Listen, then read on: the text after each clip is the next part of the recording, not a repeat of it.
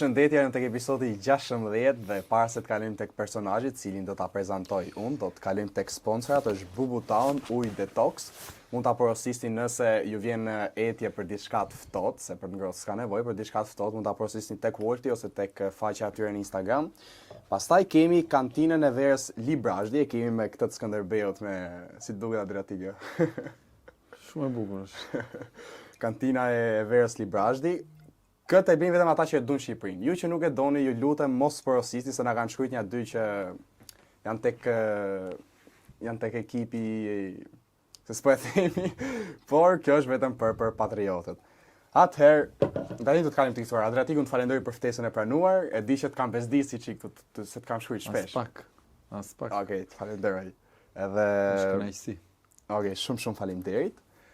Pyetja e parë është një pyetje që unë e bëj spontane nga vetja. Domethënë është kurioziteti imi. Dhe sa do të vazhdoj kjo protesta juaj përballë kryeministrisë? Po mund të mbyllet sot, mund të mbyllet nesër, nuk ka.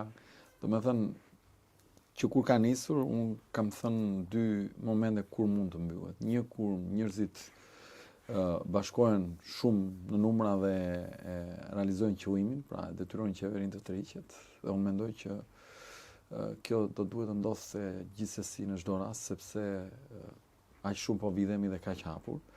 E dyta, ditën që ne nuk e përballojmë dot më fizikisht, dhe kjo ende nuk ka ndodhur. Shumë kam pritë të ndodhte më shpejt, edhe unë kam pritë të ndodhte më shpejt, po mund të ndodhë sot, mund të ndodhë nesër, nuk e di. Kuptoj, po me ai sa shef domethënë, sa mendon ti për shemb, ti sapo the që erdhe nga kryeministria, nga sheshi. Domethënë më sa shef ti, sa mendon që mund zgjasë? Shiko, unë kam filluar 67 ditë e para kanë qenë ndonjë 24 në 24 orë për mua personalisht, pa shkëputje. Ndërkohë këto kohët e fundit kam filluar lëvizje që shkoj dhe në përgjigje paradite, kthehem, shkoj dhe në për takime politike, kthehem, bëj dhe strukturim, kthehem. Ndërkohë aty vazhdon një ekip të rri gjithkohës, dje me vajzat cilët e ndjejnë dhe e bëjnë, nuk është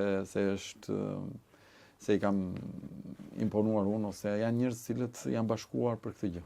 Kuptoj, po kohë me familjen për shembull. Sa ka ndikuar kjo tek koha jote me familjen? Po ka ndikuar, sa kohë jam në shtëpi do të thotë që ka ndikuar, absolutisht. Po ky është destini të angazhuarit në jetë publike dhe të besuarit të kauzave.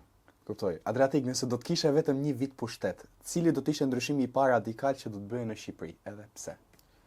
Në lidhje me politikat afatgjata, absolutisht do lidhej me arsimin. Domethënë, unë kam thënë, besoj fort që një kombë zhvillohet vetëm duke investuar në arsim.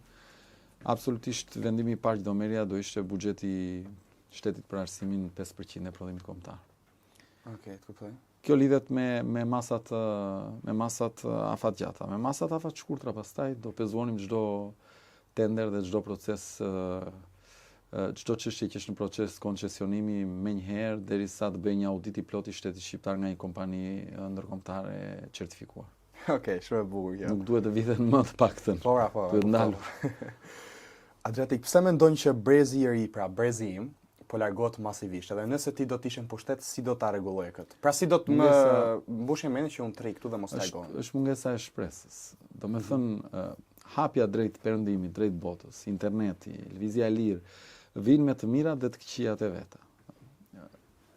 Përgjithsisht ne duhet marrim të mirat, por për realitetin ku jetojmë një pjesë përkthehen edhe në të këqija. Për shembull, largimi është një e keqe për vendin, edhe pse mund të jetë një e mirë për vetë personin. Largohen sepse njeriu ka një jetë, të paktën secili nga ne këtë di. Absolutisht. Në këtë kuptim, njerëzit mundohen të gjejnë më të mirën. Dhe unë nuk i bëj dot me faj. Nga ana tjetër, largohen sepse mungesa e shpresës nuk u krijon atyre bindjen që mund të kenë një jetë të stabilizuar në vendin tonë. Mungesa e meritokracisë, mungesa e garës, dhe të gjitha këto çojnë në një fenomen të tillë, e kanë kthyer në një epidemi ikja, sepse tërheqin njëri tjetrin, ikën dikush, flet telefoni, thotë shiko se këtej është më mirë, jam i qetë, pastaj ikin ca të tjerë. Çfarë do bënim për ta ndalur? E para njëherë është lufta e madhe kundër korrupsionit. Kjo do mund të rikthente besimin që e nesërmja do të jetë më e mirë. Jo menjëherë, po e nesërmja do jetë më e mirë. E dyta, një luftë pa kompromis për të garantuar garën. Reforma që të garantojnë garën reale. Kjo do krente mundësinë që të rinjtë të shikonin rritjen e tyre profesionale këtu. Dhe treta do ishte liberalizimi total i tregut sa i takon biznesit të vogël, biznesit të mesëm, pra krijimi mundësive që njerëzit të zhvillojnë aktivitet ekonomik pa u bezdisur nga tatimet, nga të fortët e merat. Pra në këto 3 dimensione do mund të ndërtonim një ambient fertil, një ambient që mund të prodhonte mirëqenie dhe shpresë për të rinjt. Këto i qartë. Po nëse Shqipëria bëhet do vjen pushtet e zemë nesër, sa mendon ti që të rinjt do ktheheshin, ose mos të rinjt, po njerëzit që janë larguar do riktheheshin? Sa mendon ti që pak do bënit punën e mirë, po sa mendon ti që do ktheheshin me punën tuaj? Është një proces shumë i vështirë, unë nuk mund gënjej në këtë që them, edhe duhet secili nga ne të jetë i ndërgjegjshëm për këtë, por duhet nisur nga diku, duhet nisur nga një hap i parë. Sigurisht që ata që ikin e kanë goxha të vështirë të kthehen pas. Ndaj duhet ndalur një herë ikja të tjerëve përmes këtyre politikave. Dhe nga ana tjetër, përmes politikave stimuluese, duhet stimuluar rikthimi me aq sa të mundet. Si fillim do jetë në numra më të vegjël, pastaj kur ata që rikthehen do shohin që po këtu bëhet biznes më mirë, këtu mund të ecësh në karrierë, këtu ka garë, këtu nuk ka më korrupsion në çdo nivel në mënyrë bajate, si më thënë, nuk përballesh në përditshmëri. Okej, nuk e luftojmë dot 100%, por me luftu te sporteli apo te parkimi aty apo te mjeku apo te shkolla mundemi.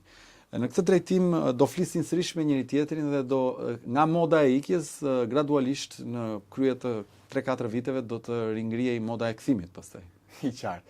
Shiko, para se të kaloj tek pyetja, më duket se bluzat i pas kemi njësoj këto poshtë. Shef Arbër i dallon dot? Kam idenë që po. Kam idenë që janë njësoj, është e shkruajtur. Okej. Kuptoj. Adriatik, sipas pikpamjes tënde, është sot politika shqiptare një garë idesh apo garë interesash? Jo, nuk është një garë idesh fatkeqësisht. Jo vetëm do thosha përveç se interesash është më shumë një garë marrpeng. Pa. Çdo me thënë kjo. Është e marrpeng për shkak të një sistemi elektoral që nuk prodhon garë në vetvete. Unë po t'jap 2 shembuj. Partia që qeveris vendin, që sigurisht ai që qeveris ka një avantazh elektoral gjithmonë sepse ka kapacitet më të madh për t'i kënaqur njerëzit, ka marr vota, s'po fut këtu i ka bler, si ka bler, është diskutim tjetër. Po them çfarë rezulton nga KQZ-ja.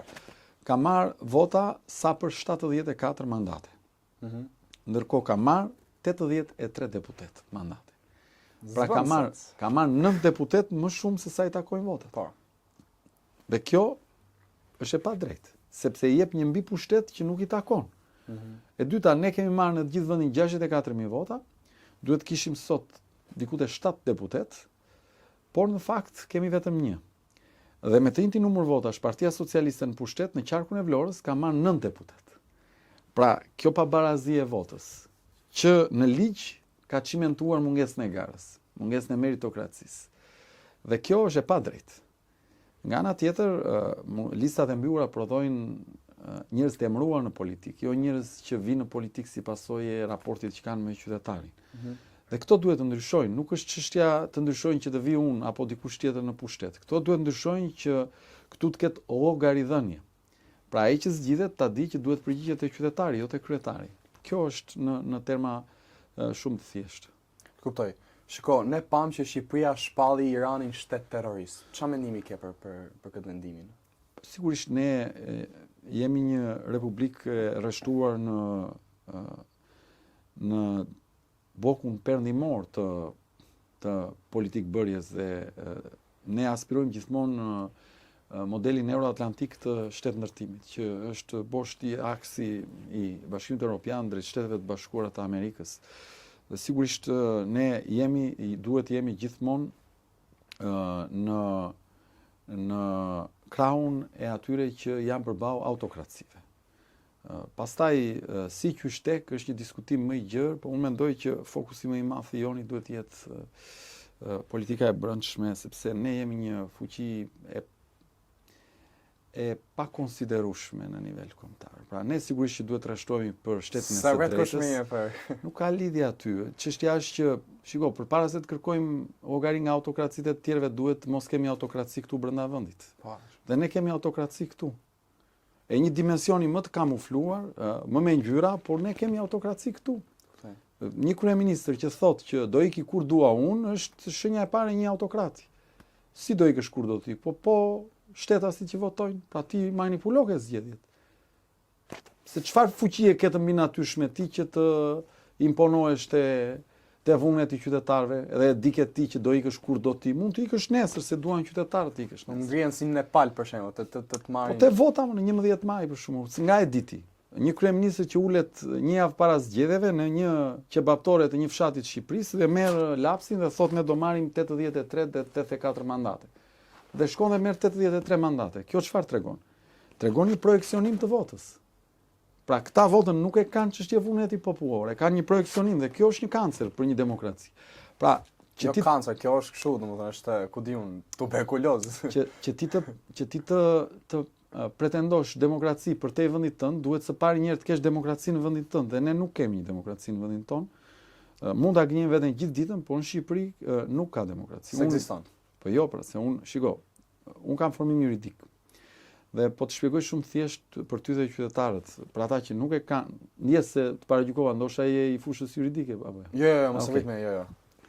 Shiko, në një republikë parlamentare, institucioni më i rëndësishëm i vendit është parlamenti. Se është republikë parlamentare, aty buron vullneti popullor. Dhe kur republika është parlamentare, ligjet duhet në një republikë të tillë të iniciohen nga deputetët. Pra duhet jenë burim i parlamentit, duhet burojnë aty. Në fakt, në Republikën e Shqipërisë 80%, mbi 80% të gjithë ligjeve çohen nga Këshilli i Ministrave dhe miratohen nga deputetët siç i çon Këshilli i Ministrave, pa ndryshuar një nen. Dhe kjo bën që ti të mos jesh de facto republikë parlamentare, je republikë kryeministrore, pra çdo kryeministri bën parlamenti. E kundërta do duhet që. Kështu që ne nuk kemi një demokraci këtu dhe duhet luftojmë fort ta ndërtojmë këtu. Pastaj sa i takon aleancave dhe rreshtimit ton, sigurisht që ne i takojmë një vendi me orientim euroatlantik dhe kjo nuk ka diskutim. Me që përmende aleancat. Nëse do të ishte për të ardhur në pushtet, a do të bëj aleancë me një nga partitë? Se dua të theksoj diçka aty. Domethënë, ajo që kanë bërë këta është servilizëm politik. Nuk është se e bën se besojnë, e bën se Edi Rama ka hauin që të duket dhe të bjerë në sy atje tutje kaq, më kupton? Po kjo nuk ndryshon gjë thelbin. Po, më thuaj. Jo, po të pyesë domethënë nëse do të ishte për të ardhur në pushtet. Po. Do bëje aleancë me një nga partitë e tjera. Po. Shiko, në politik ne duhet të dëgjojmë vullnetin e qytetarëve. Ne duhet të bëjmë çdo gjë për t'i bindur qytetarët për vizionin tonë. Kjo është shumë e rëndësishme. Por nga ana tjetër, ne duhet të dëgjojmë vullnetin e qytetarëve për të orientuar drejt vendin. Deri tani ne jemi shumë të vendosur për të imponuar ndryshime sa i takon kodit zgjedhor, demokratizimit të vendit e meradh. Ne mendojmë që kjo klasë politike është te kaluar në kohë, e përpasoj qytetarët do duhet votonin ndryshimin. Se kur thua do bëje koalicion, ne bëm koalicion në zgjedhjet e fundit me dy parti të tjera, më të vogla, po bëm. Sigurisht me njërin prej tyre nuk funksionoi, me tjetrën funksionoi. Kjo nuk duhet na tremb që në vazhdim, nëse nuk kanë të dhëna që i kanë hyrë hak ti popullit, pse jo, më kupton? Nëse janë parti pastaj që e kanë vjedh këtë vend, aty pastaj duhet të distancohemi. Okej, të kuptoj. Adriati, ku ishte momenti që ti i the vetes, tani unë duhet hyj në politikë? Ka qenë Sta pas kanë bënë ajo këtë pyetje më duket. Jo, në vitin 2022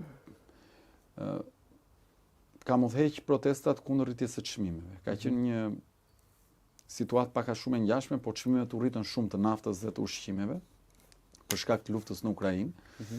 Dhe thirra një protestë qytetare e cila në krye të 12 ditëve u bë shumë masive. Shumë masive. Dhe kur kjo protestë arriti një pjesë të qëllimeve të veta, sepse asnjë protestë nuk i realizon dot 100% të qëllimeve. Absolutisht. Po arriti një pjesë të qëllimeve të veta, ndër të cilat u alokuan 200 milionë euro paketë ekonomike si garanci sovrane për të mos u rritur çmimi i energjisë elektrike atëherë. 200 milion dollar, 200 milion dollar të tjera si paketë ndihme ekonomike për shtresat nevojë që nga rimbursimi i biletave për personat me aftësi të kufizuar në Tiranë deri te subvencionimet në bujqësi deri te 30.000 lekë në muaj për 3 muaj për personat në moshë, pra për pensionistët, e me radhë. Kur mbaroj protest, kuptova që si aktivist i shoqërisë civile nuk kisha më çfarë jepja në shoqëri, domethënë. Arrin një moment që nuk ke çfarë jep më shumë në atë maksimumi që unë gjykoja dhe mendova që nuk kish më vend thjesht për të protestuar përballë atyre që marrin vendime, po thash nëse do aktivizohem më në jetën publike fort, do duhet ta bëj për të qenë pjesë e atyre që marrin vendime. Pra, për të mos u lodhur që me protest kërkosh të ndryshojnë vendimet, por për të marrë vendime duke dëgjuar qytetarë, duke si një model tjetër dhe i gjithë që ujimi ky është. Uroj që një ditë të kemi besimin e njerëzve për të treguar se si vendimet merren në forum. Kuptoj. Domethënë, në botkuptimin tim, unë mendoj që nëse një ditë ne do ta drejtojmë shtetin, shumë prej vendimeve të rëndësishme të këtij vendi do merren në forum, paraprakisht. Si është forumi? Do merren në shesh. Do thirret populli në përsheshje për ta dëgjuar, për të marrë mendime, për të mbledhur ekspertët mendime, më kupton, një tip referendumi popullor shesh më shesh për çështje të rëndësishme. Ora ku doni t'i harxojmë lekët? Doni në arsima, doni në shëndetësia, doni ku? Sigurisht që ekspertët do thonë fjalën e tyre, po duhet dëgjuar dhe masa. Ora do bëjmë një termocentral apo një hidrocentral. Kemi menduar ta bëjmë këtu, si mendoni? Duhet bërë këtu apo jo? Jo, do thonë këta, po ku mendoni ta bëjmë? Hajde gjim uafin ku, se na duhet të bëjmë dakord. Të bëjmë dakord si do e zhvillojmë Shqipërinë. Hajde bëjmë dakord, do e zhvillojmë në energji diellore, me energji të erës, me hidrocentrale, me të treja bashk. Hajde bëjmë një plan si shoqëri. Një gjë që asnjë parti politike s'e ka bërë. Pra, ajo që ne aspirojmë është që një ditë i thrasim njerëzit. Thrasim dhe opozitën e asaj kohe, nëse e drejtojmë, thrasim dhe shoqërinë civile, paraprakisht, jo ta bëjmë fakt. Dhe themi tani na duhen 2 megawatt energji shtesë. Ose 2 terawatt, nuk e di tani, po flas në parim. Po. Si do e zvendësojmë këtë? A mund të bashkojmë dhe të krijojmë një grup me ekspertët më të mirë të gjitha palëve, të bëjmë një plan kombëtar për ta zbatuar në 20-30 vitet që vijnë, pavarësisht kush është në pushtet, është Adriatiku apo do vi qeveria, partia që është në opozitë?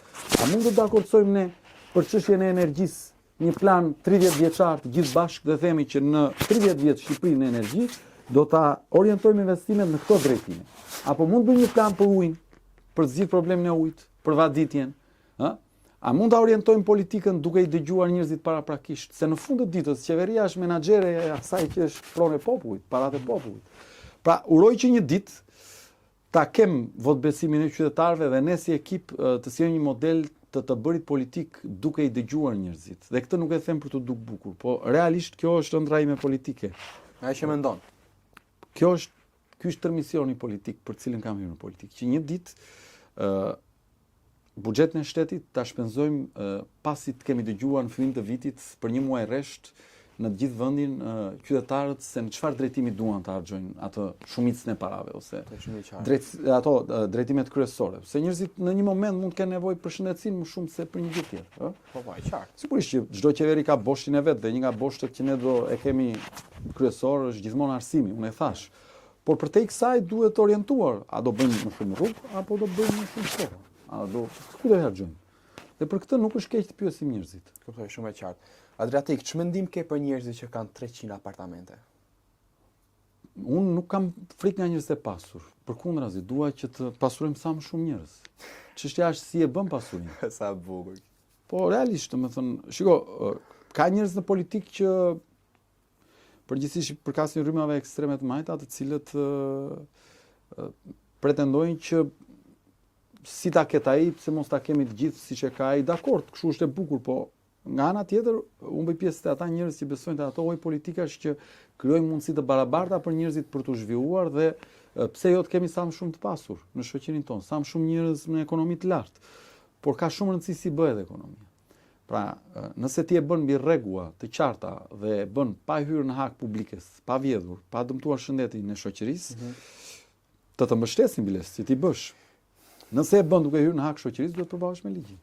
Po, por për këta dy, se po të bësh 300 apartamente me me atë të parën s'ma merr Për meja. këta të dytët duhet ketë vetëm një përgjigje dhe përgjigjja jonë gjendet në programin ton. Ne parashikojmë në programin ton shpalljen e korrupsionit zyrtarëve të lartë të shtetit, tradhti të rënd kombëtare dhe dënimin me minimalisht 25 vite burg. Kjo është përgjigjja ndaj atyre që vjedhin parat publike.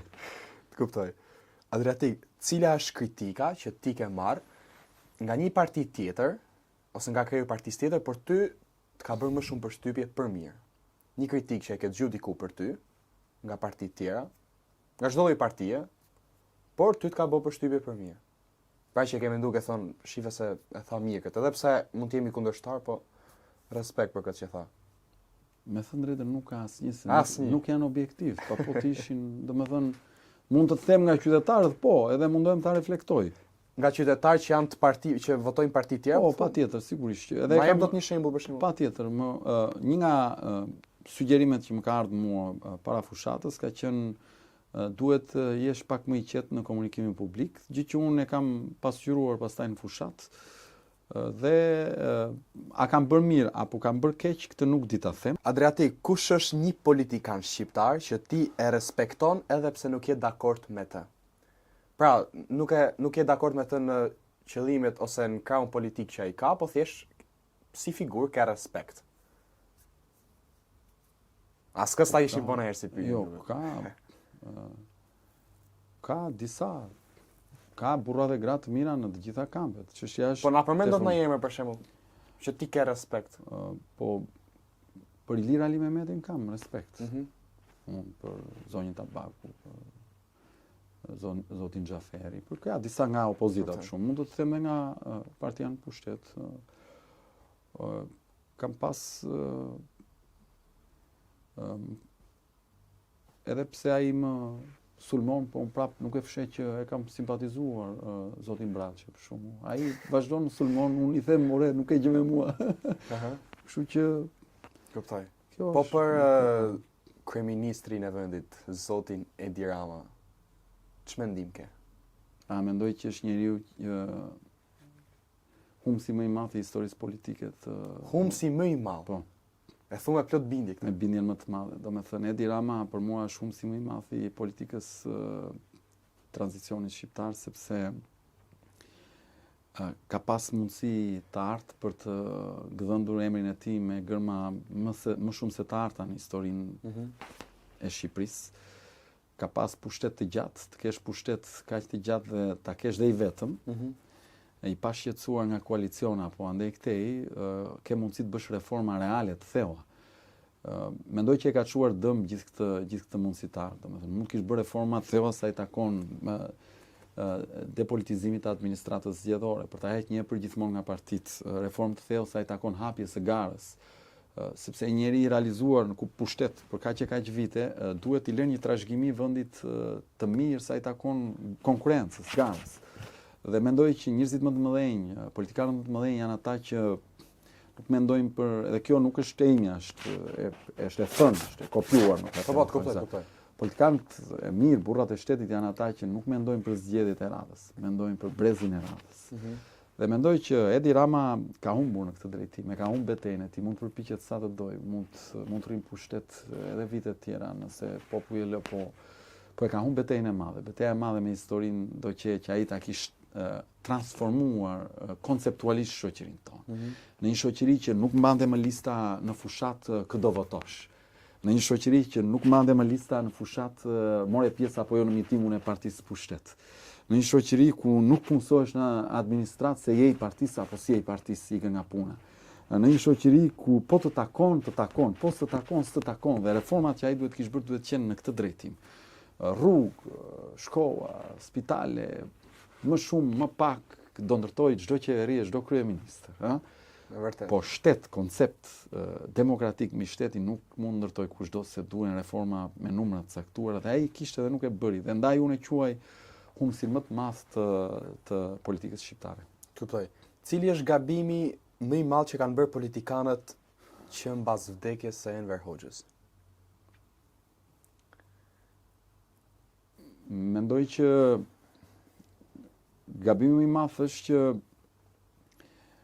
nuk kanë kuptuar kohën kur duhet ikin. Ha, sa bukur, Joe Barber? Shëbugja. Po, Nuk ke përshtu në gjë? Okej. Sepse shumë e rëndësishme që njeriu të di momentin kur duhet të çohet, kur duhet të pushojë së foluri, kur duhet të iki nga pushteti. Po nëse ti do të ishe në pushtet, edhe do e thoje me veten kaq është ka ime, do e leje kraun? Absolutisht po, dhe po e them, unë në fillim kam pas menduar që për shkak se jemi një republikë parlamentare, nuk do duhet kishim kufizim mandatesh, sepse populli duhet ta kontrollojë përmes votës, por sa më shumë e kam njohur realitetin ton politik dhe sa më shumë kalon koha, po bindem që ne duhet i kufizojmë mandatet e drejtuesve tanë jo më shumë se 8 vjet. Kuptoj. Adriatik, nëse do t'ishe për 1 orë në të njëjtën dhomë me Edi Ramën dhe Sali Berishën, cila do t'ishte pyetja që ti do t'ju bëja atyre, ose tema që do të diskutonit, por e ke ti në dorë, nuk e kanë ata. Pra ti e moderatori dhe ata dy janë të ftuar, le të themi. Për këtë do t'i pyesja, vetëm si ka mundësi që nuk e kuptuat kohën kur duhet ta linit këtë rrugë. Ke pas ndonjë kontakt me njërin nga këta dy?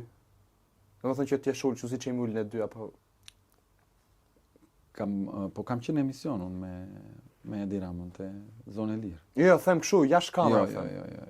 Jo. Pas Zonës së Lirë ka qenë një mbrëmje, një javë pas Zonës së Lirë, ka qenë një mbrëmje te teatri eksperimental. Okej. Dhe ka kaluar dhe kemi shkëmbyer në këmbë oafe rreth 30 sekonda. Ishte me zonjën e tij, ka qenë krejt një bisedë qytetare. Si e çabër, si shkojnë punë shumë. Ka qenë krejt qytetare. Okej, domethënë dhe shiko, unë me atë si person dhe me gjithë tjerët nuk kam asgjë. E kam me Edi Ramën si kryeministër. E kam me Edi Ramën si garant i një sistemi që po e vjedh këtë vend dhe ai po i bëhet mburoj. Dhe ky është, e kam me Edi Ramën si njeriu që nuk lejon konkurrencën dhe garën. Kuptoj. E kam me njeriu që nuk pranon mendimin ndryshe, që pasi ti nuk pranon të bëhesh me të, ai bën çdo gjë dhe shfrytëzon gjithë pushtetet e tij për të dëmtuar dhe baltosur padrejtisht, siç ndodhi në rastin e raportit me atë që u zgjodh avokat populli. Pasi ne nuk pranuam që të bëshim palë me qeverinë, u bë çdo gjë për ta bërë qesharaka të mandat dhe për të na vënë ne në kushtet e baltës publike. Dhe kjo është e padrejtë. Është njeriu duhet të jetë i drejtë në jetë, duhet të jetë i drejtë dhe me atë që është përballë, dhe me atë që është më i fortë, dhe me atë që është më i dobët, duhet të jetë gjithmonë i drejtë. Duhet të veprojë në kufit e të drejtës, gjithmonë. Luaj fort, përballë fort, por gjithmonë i drejtë, jo i leqar. Dhe hileja kur je më i fuqishëm është e pafalshme. Shumë e bukur. Para se të kalim tek pyetjet tjera, du të bëj një lajmërim për të gjithë ndjekësit e mi. Coming soon, po hapet restoranti më i ri në Tiranë, është aq italian, domethënë që edhe letrat kur ti ikni tek tualet janë, domethënë janë marrë në Itali, më kupton? Domethënë aq punë do ketë ai si restorant dhe aq meraviglioso thon italianët është Adriatik, të betohem, saqë edhe Francesco Totti ka rezervu atë darkën e tij aty ti ndoshta se beson, po është po pse mos ta besoj se jo, po thjesht po them se duket shumë kështu. Emilia Lab quhet restoranti. Ti nuk më the që qeveria nuk po të vjedh, që mos të besoj. Okej, shumë e bukur kjo. Emilia Lab quhet restoranti, coming soon do ta përmend në fund normalisht, por më besoni që është do ta shihni vetë, se nuk du të flas gjëra pa lidhje. Adriatik, un kam dhe një faqe të Instagramit dhe të kam postuar që sot kemi Adriatik Lapaj. Edhe publiku ka bërë disa pyetje, por para se të kalojmë tek pyetjet e publikut, kam dhe 2-3 pyetje të mia, pastaj do të kalojmë tek pyetjet e publikut. Që për të thënë vërtetën janë pyetje interesante, kur i kam lexuar, okay? Ecim. Okej. Adriatik, nëse do të ofronin një post shumë të lartë, por do të duhej, zgjidh këtu tani, të heshtje për disa padrejtësi, apo nëse do të shkojë në post ti do t'ju dile kundra atyre, do t'i spionoje, domethënë për të mirën e popullit. Shiko, e para njerë, ky është fakt tash, mua më është ofruar posti i zëvendës kryeministit të vendit. Okej. Dhe nuk e kam pranuar. Nuk e ke pranuar? Absolutisht. E dyta, në zgjedhjen e fundit, si drejtues i koalicionit dhe i partisë Shqipëria Bëhet, Lëvizjes, e kisha mundësinë që te listat që depozitova në KQZ ta rendisja veten të parin. me listë të mbyllur dhe nuk kish diskutim, do isha deputet sot. Nuk e bëra. Garova në listë të hapur edhe me koston që mund të ndodhte një dëmi si shndodhi, por e bëra me vetdijen e plot që ne duhet të luftojmë për garën me çdo kosto. Ti je i bindur ti që në këtë betejë janë përparimet dhe nuk është çështje e posteve dhe funksioneve. Unë zyrën time, në profesionin tim, jam njeri që kam arritur disa stacione në jetë. Bëj gjyqje të cilat kanë rëndësi në jetën e njerëzve që përfaqësoj me radhë, po dhe në publik. Për shembull, po e them se kam thënë ndonjëherë, për shembull unë kam bërë bashkë me një kolegen time praktikat e para në Shqipëri për personat që mbyten në det nga mungesa e rojeve të plazhit, Dhe kur ne kemi nis këtë procesi që është bërë për herë të parë në Shqipëri dhe vetëm ne kemi bërë praktikisht, në Shqipëri mbyteshin mbi 80 qytetarë në vit. Në verë. Sot që ne flasim, në 2-3 vitet e fundit, numri ka rënë 19-20 mesatarisht në vit dhe shumica e këtyre për shkak të infrakteve, sepse kanë filluar merren masa pasi paditë ndaj bashkive shkaktonin dëme shumë të mëdha për bashkitë dhe ato kanë filluar dhe kërkojnë marrjen e masave. Kështu që në këtë drejtim un kam ku e realizoj veten në profesionin tim. Kuptoj. Kështu që Adriatik Lapaj nesër kryeministër, cili do të ishte politikani i parë që ti do ta shporre nga Shqipëria? Domethënë ti japësh valixhet me durët e tua dhe ti thuash vlla, ci vediamo. Ik. Asnjë. Asnjë, sepse nëse ne vim në pushtet, nuk do jemi hakmarrës. Do lëm Po e thu këtë që s'do të jeni hakmarrës. Jo, absolutisht nuk do jemi hakmarrës. Do lëm ligjin të zbatohet. Nëse dikush ka shkel ligjin, prokuroria do procedoj dhe ai do mbaj përgjegjësi sipas ligjit, por që unë të shpor dikë apo t'i vjem dikujt që t'i ke nga ky vend, kjo nuk do ndodh. Të kuptoj. Tashi ke pyetjet e publikut. Tashi ti Arbër, ke ndaj pyetje apo jo, pse kaq serioz u ç'ke? Po dëgjona. Pyetjet e publikut. Po ja përmend dhe emrin. Po live-in tim unë i them regjia, kështu që nuk ja dekonspiroj emrin. Ama sa kam si shok se ka problema ai. Po ja përmend dhe emrin se e kam shok. Lorenz Media thot. Pyet e pak Adriatikun. Si mund të besojmë ne ku në zgjedhjet e mëparshme ndodhi gjithë ajo ngatresë për një karrige në parlament? Dhe pse nuk bëni bashkë të gjitha partitë e vogla për të arritur ose për të ndërtuar një qeveri të re? Shiko, nëse kjo pyetje do bëj në muajin korrik gusht kur ndodhi ai problem, do bënte sens. Me gjithë respektin për të, unë po e shpjegoj. Sot mendoj që secili që ka pas këtë dilemë duhet të jetë shumë fish më i angazhuar që ne të marrim shumë vota për disa arsye shumë të thjeshta. E para njerëz sepse u vërtetua që personi në fjalë ishte në pazar me Edi Ramën. Po. Se u bë avokat populli. Dhe fakti që ai u bë avokat populli, ju besoj nuk dyshoni që sa ko shkuan te ai, do të thotë që një herë erdhën dhe trokitën te unë. Po, kemi parë. Sa ko unë nuk pranova dhe ne nuk pranuam si lëvizje, shkuan dhe bën atë që bën për të na ndalur. Dhe fakti që ne kemi rezistuar përballë joshjes, po dhe përballë presionit deri ditën e fundit që po serdhe do të bëjmë këtë apo që bën. Tregon qartë që ne jemi njerëz që mbajnë presion dhe jemi të gatshëm të përballemi me përparimet. Dhe kjo është tregues dinjiteti, force, qëndrueshmërie. Së dyti, që është shumë e rëndësishme, për të drejtuar një shtet duhet të rrihesh me vaj me uthull, thot populli. Për të kaluar në politik drejt pushtetit duhet kalosh një oqean me daug të mëdha. Dhe diferencën e një drejtuesi politik të mirë nga një drejtues që është thjesht një flak kashte e bën qëndrueshmëria. Qëndrueshmëria kur të gjithë mendojnë që ai do dorëzohet. Kur rrëzohet, goditet, çohet. Kur pa drejtësisë nuk i kthehet me padrejtësi, po i kthehet me edhe më shumë punë. Dhe në këto muaj ne kemi dëshmuar vendosmëri. Si? E para një herë jemi e vetmja forcë politike opozitare që mori pjesë në zgjedhje e pjesëshme vendore në Shqipëri në muajin nëntor. S'mori pjesë asnjë tjetër, mori pjesë Partia Socialiste, kandidat pavarur në bashkitë e tjera dhe në Cerrik vetëm ne. Dhe ne në Cerrik shkuam nga pas asaj që ndodhi, nga 6.28% që kishim marrë në 11 maj, ne morëm 13.6%. Okej. Dy fishuam rezultatin. Po. Përtej asaj. Çik më shumë se 2 fishim. Po, përtej asaj, treguam pjekuri politike kur u diskutua për Tiranën. Nuk tham jo, por vendosëm kusht të panegociueshëm që kandidati për Tiranën do duhet të qenë i pavarur. Pra nuk pranuam të bëheshim palë me partitë e tjera, për shkak se nuk mund të identifikoheshim me X apo Y lider, por nga ana tjetër nuk i shkuam të hynim në hak qytetarit, sepse sot nevojtë ndryshimi. Dhe imponuam kandidat pavarur dhe ishte zoti Binaj. Po. Zoti Binaj shpau i kandidaturën, ne e mbështetëm, pastaj të gjithë tjerët u bashkuan. Dhe Edi Rama u detyrua të tërhiqej. Kuptoj. Në një mënyrë ose në një tjetër. Përmes gjykatës kushtetuese.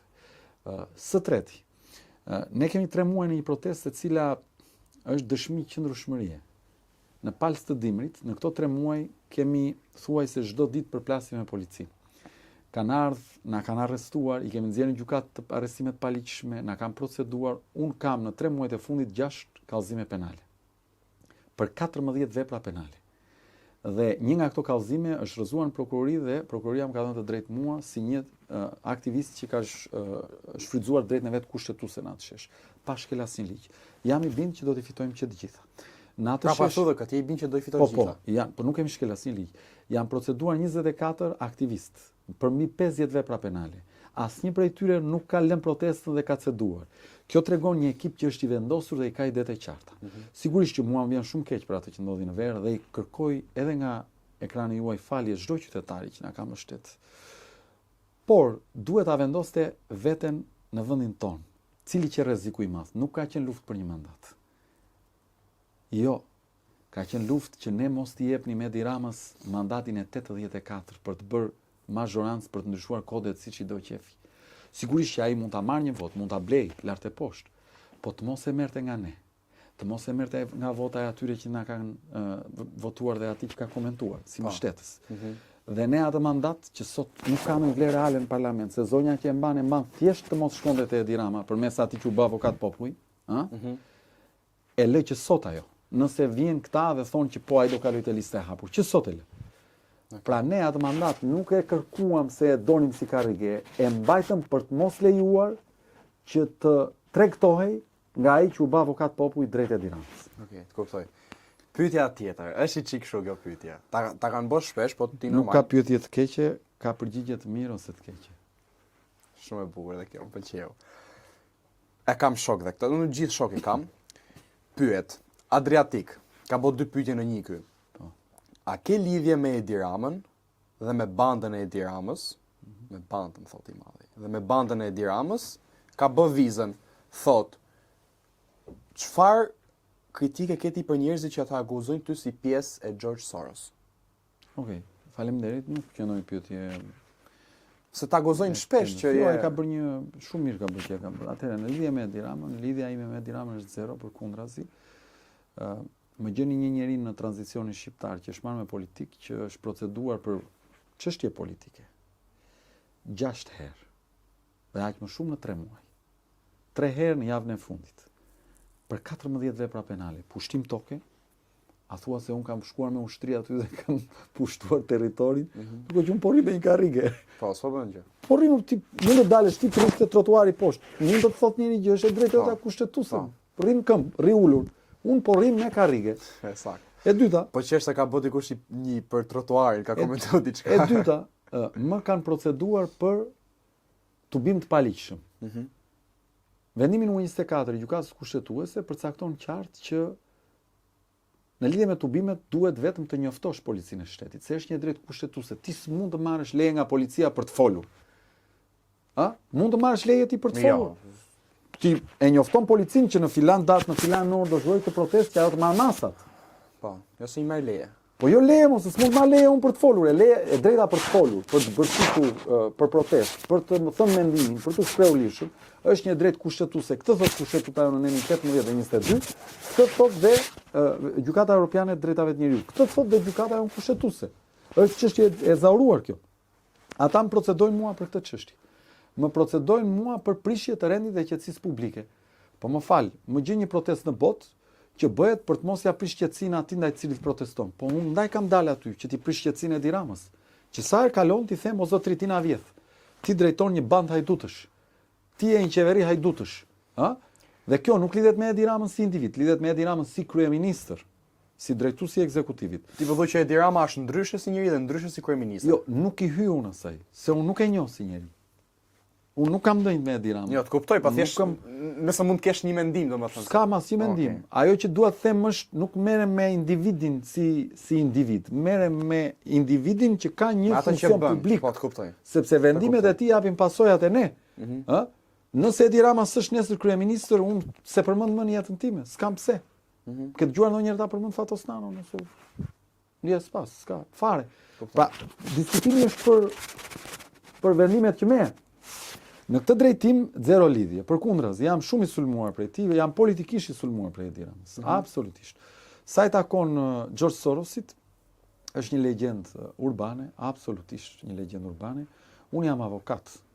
Kam në CV-n time mbi 500 çështje gjyqësore dhe konsulencash juridike të niveleve të ndryshme, që nga fondacionet, te shoqatat, te bizneset, te individët, që nga çështjet më të thjeshta deri te çështjet më të ndërlikuara. Unë se kam mohuar kur që kam dhënë asistencën time juridike si avokat për çështje që janë të lidhura me personat që kanë pas probleme me dëgjimin, për implantet koklear fëmijët, për personat që nuk kanë marrë trajtim në kohë dhe sasinë e duhur me ilaçe për kancerin, për personat që nuk kanë marrë trajtim me sasinë e duhur të faktorëve 8 dhe 9 për hemofilikët e çështje të tjera dhe ai fondacion ka qenë shumë mbështetës për këto kategori qytetarësh dhe unë nuk e kam fshehur kurrë, përkundrazi. Thjesht legjendë urbane.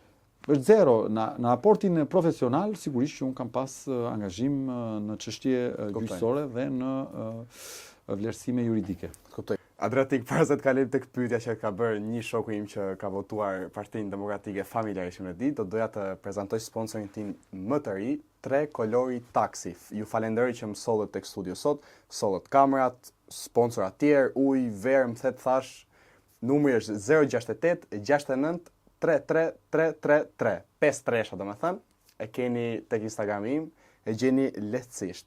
Dhe duke përdorur 3 Colori Taxi, shkoni tek Emilia Lab për të konsumuar atë darkën me, si thon italianët, meraviglioso, është mrekulli vetë, domethënë, Adriatik. Një propozim kam unë. Ha, më thuj. Të ftuarit duhet i sillni me atë taksi, se është për taksinë vetvete është reklam. E more vesh. E ka çuni xhaxhaj tim, bardh. Herë tjetër të ftuarin të lutem. Falenderoj, shumë e bukur kjo. Adriatik. S'pja përmend emrin këtij shokut. Nuk ka bë pyetje, po ka thënë një fjalim, jep komentin tënd. Të na liroja trotuarin se na ka mërzit.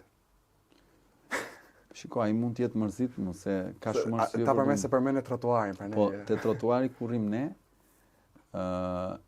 nuk është penguar asnjë qytetar që të kalojë, domethënë, ai nuk është mërzit me vjedhje në këtë vend, që ka mërzit me mua që rrit te trotuari.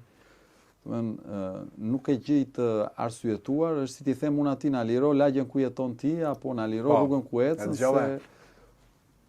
është drejta ime, unë mund të rri aty sa dua, nuk është akt politik, shiko. Kuptoj. Shiko, ne na pëlqen kur i shohim jashtë gjërat.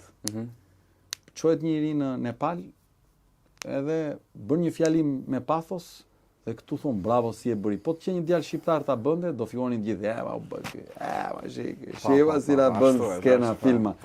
Del një vajzë atje rri 8 muaj në Suedi, bëhet fenomen botror, thon gjithë bravo si u bë, ua, e mbështesin, proteston një qytetar këtu i zakonshëm, balk nga zhdoan. Tani fatkeqësisht shoqëria jonë është ngarkuar me shumë negativitet. Dhe të angazhohesh në publik është shumë e vështirë. Dhe kjo është një arsye pse e keqja mbizotron këtu. Sepse njerëzit shohin që kur ti del në publik, të tjerët të shajnë, dhe kur të tjerët të bullizojnë dhe të shajnë, ai trembet thotë, po le ç'më duhet mua, kush duron baltën, ë? Imagjino sa e vështirë është kjo për një intelektual, për një grua, zonjë, për një vajzë, ë?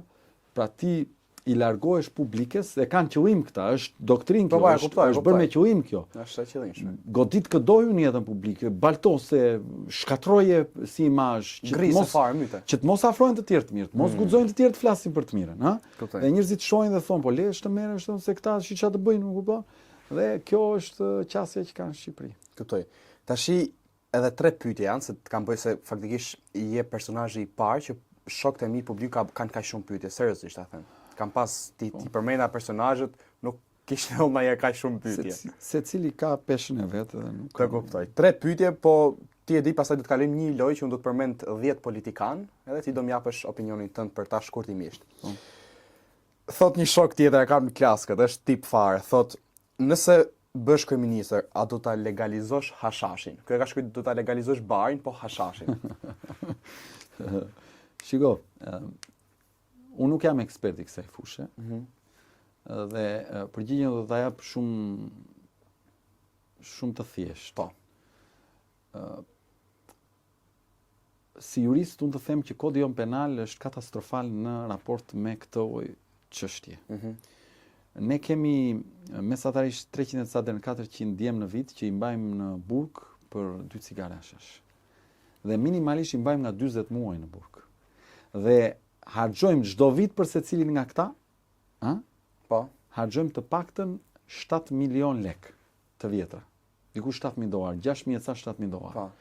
Në 3-4 vjet harxojmë për ata në burg mbi 20.000 dollar, Ndërkohë për të hapur një vend pune, sipas të dhënave të Bankës Botërore në Shqipëri kosto është 6.000 ca 7.000 dollar. Pra në vend që ne të investojmë politika që të hapim vende pune, i marrim djem për 2 cigare bar dhe i sipër burg dhe i lëm 40 muaj aty dhe i çojmë te universiteti i krimit, se ai kur hyn në burg aty rri me njerëz që kanë kryer krime të çdo lloji. Dhe në vend që ti ta rikuperosh, ti e kriminalizon. Dhe ne duhet ta ndryshojmë kodin penal në këtë drejtim absolutisht. Sigurisht, ne na duhet që nuk mund të marrim të arrestojmë 400 djem në vit për 2 cigare hashash dhe të arrestojmë në vit vetëm një nga drejtuesit e grupeve kriminale që i drejtojnë këto punë.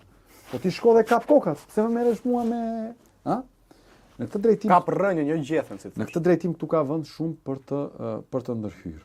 Kuptoj. Nga ana tjetër, unë besoj te qasja që shteti duhet është më mirë ti kontrolloj se sa ti luftoj.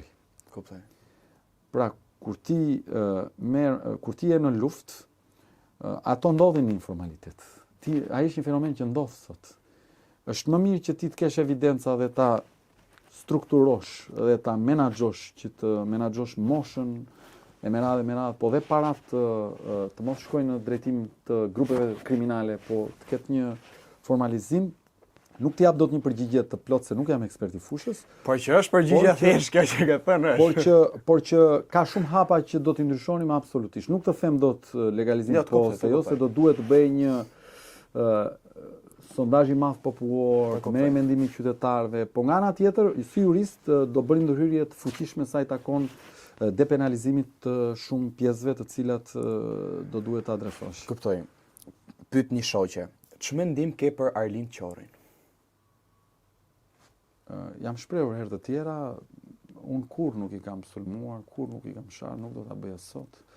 Jam shprehur me fjalë të mira, kam thënë në fushat. Do bëjë koalicion me të? Kudo ku kam shkuar, kam thënë në fushat, nëse nuk më votoni mua dhe nuk u pëlqejnë ne si Lëvizja Shqipëria bëhet, votojmë sa të rinjtë e tjerë. Kudo. A do bëjë bashkëpunim? Ja, po të shpjegoj. Pas ka marrë fyerje, baltë, në vlerësim, sharje. Kështu që nuk kam koment. Sërish do jap vetes mirësinë të mos merrem me të mos e bëj gabimin që bëjnë ata. Luftën unë e kam me Edi Ramën dhe me sistemin aktual. Kuptoj. Po përgjigjen s'ma dhe, do bëje bashkëpunim me Arlind Qorrin apo jo? Luftën e kam me Edi Ramën dhe me sistemin aktual, kjo që e përgjigje. Okej. Tash erdhëm tek personazhet. Unë do të përmend personazhin dhe ti do më japësh një vlerësim nga 1 i ke 10 dhe një fjalë shkurtimisht. Po. Enver Hoxha.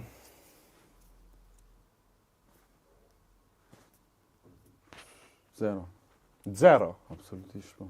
Edhe një fjalë, një përshkrim, do të thënë, mund të thosh i mirë ose i bukur ose i shëmtuar ose në momentin që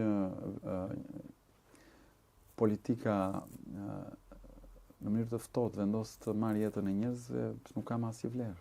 Jeta është themeli i gjithçkaje. Të gjitha zerojnë pastaj. Okej. Endri Shabani. Nuk meriton koment. Tradhtarët në historinë njerëzore janë S'do japësh not për Endri Shabani. Nuk e mbaj mend në cilin rreth të ferrit Dante Alighieri i përfshinte, po jam i bindur që në rrethët më të thellë të nuk s'kam koment. Jo. Ismail Qemali. 10 me ju. 10 me ju. Absolutisht. Okej. Është modeli i njeriut që deri në fund të jetës ishte idealist dhe mund të ketë shumë uafe, shumë gjëra se këtu, siç thosh i madhi fishta, kur ke bishta presin, kurse këta njesin, po është babai i pavarësisë dhe ka shpa pavarësi në një vend që ka pas nivelin e arsimit 99% e popullsisë e paarsimuar.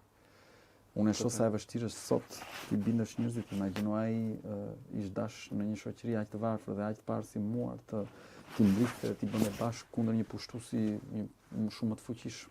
Kuptoj. Folëm pak më parë, po do ta përmend prapë se është pjesë e Arlin Qori. Notën si politikan edhe një fjalë.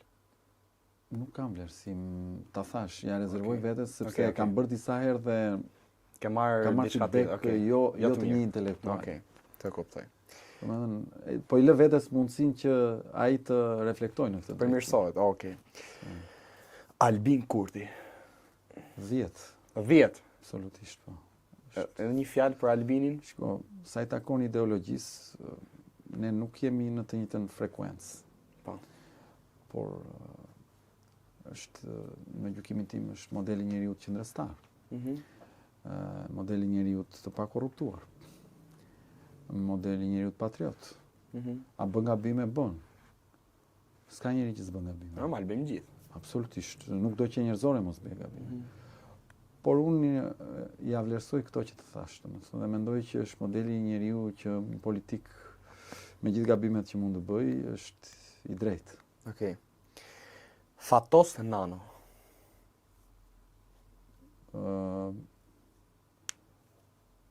7. 7, okej, e bukur kjo. Fjalën normalisht, po munde. Mendoj që sa i takon të majtës shqiptare, ai ka pas shumë probleme me qeverisjen, por një gjë unë ja vlerësoj dhe mendoj që është një standard që politika shqiptare nuk e ka arrit dot më pas tij. Është njeriu që ka ikur disa herë me dorëheqje dhe është njeriu që kur iku përfundimisht me dorëheqje nuk u kthye dhe nuk ju bë ferr më vendit. Kjo duhet vlerësuar. Okej, të kuptoj. Sali Berisha.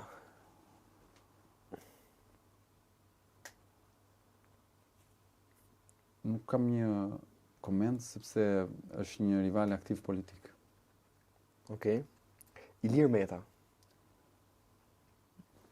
Nuk kam një koment se është një personazh që është ende aktiv në politikë.